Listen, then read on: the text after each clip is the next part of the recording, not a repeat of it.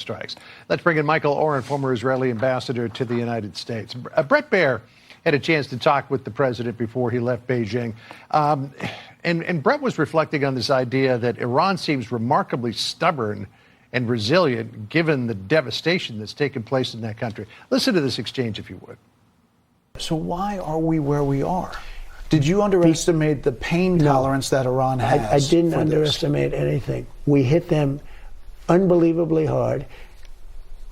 Look, we left their bridges. We left their electricity capacity. We can knock that all out in 2 days. 2 days, everything. We left Cargill, and other than, I said, hit it except for the valves where the oil comes out. Because when you hit that, that means you're going to lose a little oil.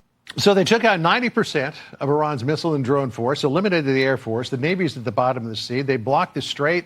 They're squeezing the economy like there's no tomorrow. And yet Iran is still playing, Mr. Ambassador, like they were holding all the cards.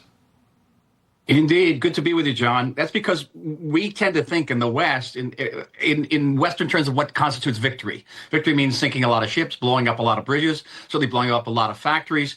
But in the Middle East, victory means survival. It means you come out of the debris and you flash two fingers like this and you've won.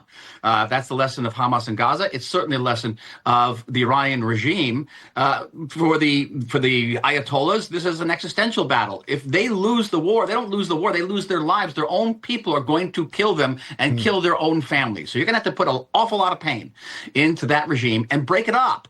And I think that the naval blockade is precisely the way to go, because soon they're not going to be able to pay the salaries to their soldiers, and those soldiers are going to have to feed their families. They're going to be very, very angry, and that's when the situation begins to change. We do see that there is, a lot of economic strife in Iran, but there's also growing economic strife globally. And in fact, the World Bank has got an economic forecast out that says energy prices are going to rise 24% as a result of this.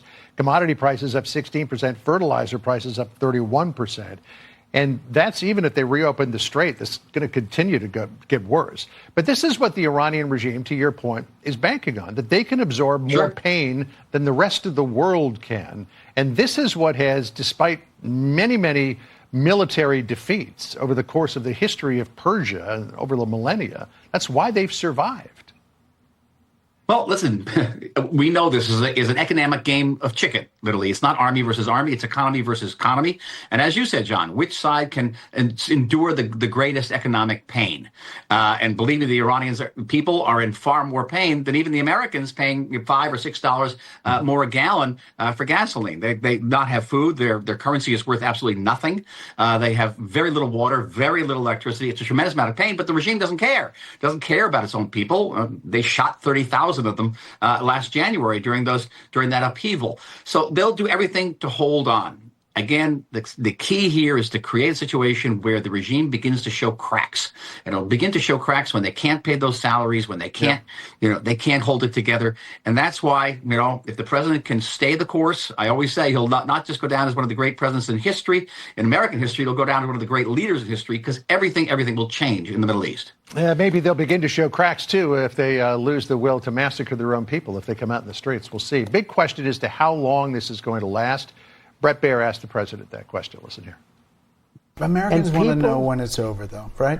Yeah, look, Vietnam lasted 19 years.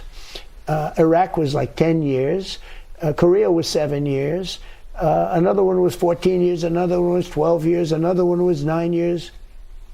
We're in there for 2.5 months. The president would seem to indicate there's more to come. Well, that's certainly the feeling here. The Israeli army, the IDF, is on high alert tonight. Israeli citizens, I'm speaking personally, are stacking up our safe rooms, our bomb shelters, our home bomb shelters with water and staples. And we're preparing. We're prepared for the next round of actual fighting. Whether it's going to happen, we don't know, but we are certainly ready. If you were a betting man, would you say it is or it's not? Betting man, I'd give it 50-50. I give it 50-50 because you have to ask the question, okay, what's more bombing going to accomplish? I think that the real pain doesn't come from the bombing. I think the real pain comes from the naval blockade. And again, if people take to the streets and, the military there decides not to massacre them, we'll see. Mr. Ambassador, always great to catch up with you. Thanks so much for joining us. Great, Joe. All right, Thank you very much. Bye.